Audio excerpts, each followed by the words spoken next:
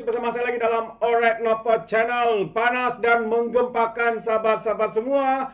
Ya, apa yang kita lihat, apa yang sedang berlaku di negeri Kelantan khususnya sahabat-sahabat semua. Sepupu kepada Muhammad Amar, ia membuka markas untuk Pakatan Harapan dan juga Kerajaan Perpaduan. Ini apa maknanya semua ini sahabat semua? Maksudnya ini adalah satu tanda rakyat Kelantan mahukan perubahan dan juga menolak pentadbiran PAS yang ternyata gagal ya di dalam memenuhi kebajikan rakyat. Ya, masalah air tidak dapat diselesaikan, pembangunan, segala-galanya gagal. Ini dikatakan total gagal daripada parti PAS yang mentadbir negeri Kelantan selama 33 tahun sahabat-sahabat semua.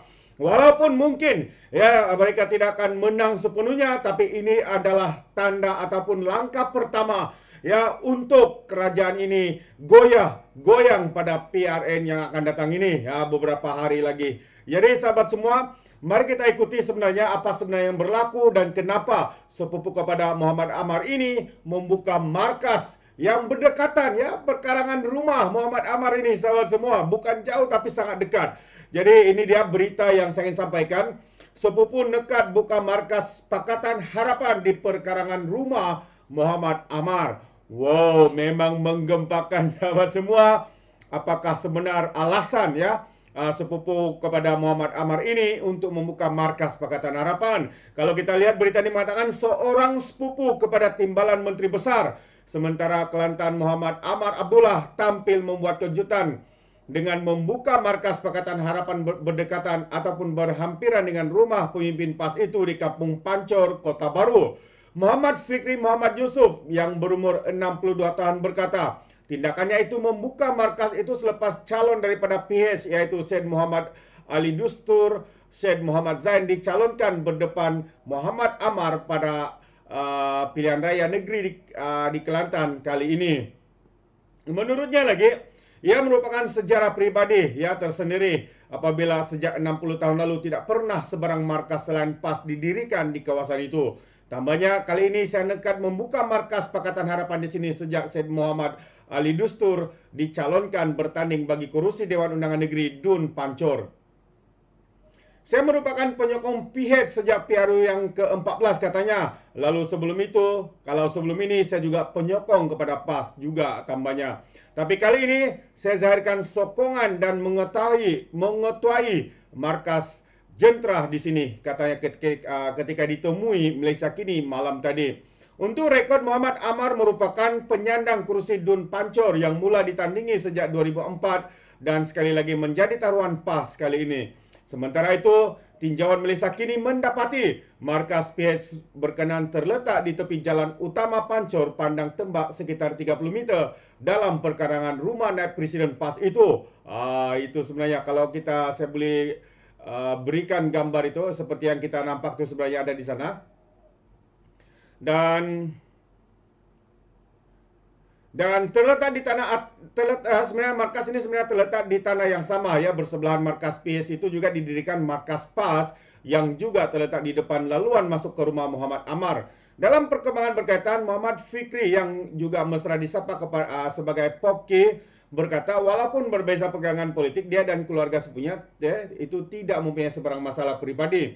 Pada saya ini hanyalah perbezaan politik dalam kita meraihkan proses demokrasi dalam PRN, dalam tempo PRN ini berlangsung saja katanya. Adik saya sendiri penyokong Tegar dan Jentera PAS juga, tapi saya pilih parti yang berlawanan katanya. Jadi ini dia muka sepupu kepada Muhammad Amar ini sebenarnya yang juga adalah penyokong kepada Pakatan Harapan sahabat-sahabat semua. Tambahnya lagi ditanya apakah punca dia tidak lagi menyokong PAS, Poki berkata perubahan itu berlaku selepas hilang kepercayaan terhadap kepimpinan parti itu sekarang. Tambahnya, saya lihat cara PAS semakin berubah selepas ketiadaan almarhum Nik Aziz, ya bekas Marsidul Ampas yang memimpin negeri Kelantan sebelum ini.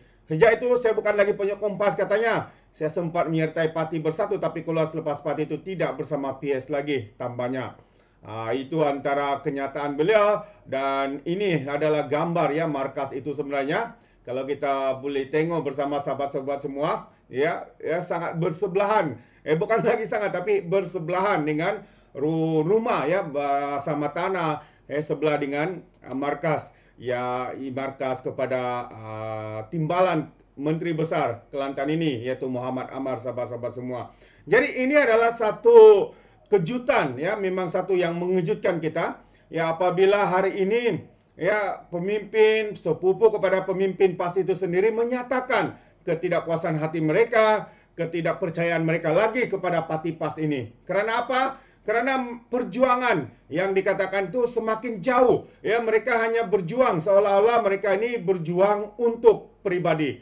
Mereka berjuang untuk kepentingan pribadi, tapi rakyat bukanlah menjadi agenda mereka. Ini yang dilihat oleh rakyat Kelantan khususnya. Dan saya percaya anak-anak muda juga bersetuju ya dengan tanggapan ini yang mengatakan bahwa PAS sekarang di Kelantan ini hanya memperjuangkan kepentingan parti mereka sendiri ya, dan yang lebih teruk lagi ya, apabila ada penyokong-penyokong ataupun keluar daripada PAS dan juga memberikan sokongan kepada parti kerajaan ya, walaun telah mula menyerang mereka. Itulah ajaran yang tidak sepatutnya berlaku, sahabat-sahabat semua. Ini pandangan saya. Jadi sampai di sini saja, menarik ya berita ini untuk kita menjadi tetapan kita semua, untuk rakyat Kelantan khususnya. Inilah masanya untuk Anda ya berbuat satu fikiran, adakah patut lagi untuk parti PAS ini diberi peluang. Sedangkan sebelum ini mereka sudah pun memerintah lebih 33 tahun, tetapi tidak ada satupun usaha yang boleh dilihat jelas dilakukan oleh mereka. Yang kita lihat ya, pemimpin-pemimpin, esko-esko, menteri besar, timbalan menteri besar membeli Mercedes untuk mereka, untuk pemimpin mereka. Tetapi rakyat pula kebajikan rakyat itu dilupakan.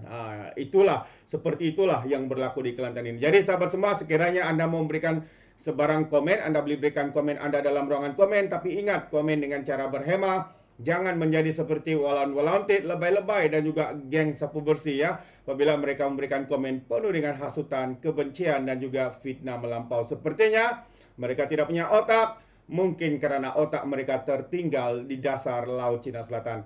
Alright, sampai di sini saja. Izinkan saya untuk mengundurkan diri, dan seperti biasa peribahasa mengatakan, tapak pun kangkap, 2 ton keinginan. Dalam bahasa Melayunya, tepuk dada, tanya selera. Sekian saya daripada Orang Dapat Channel. Kita berjumpa lagi. Sekian.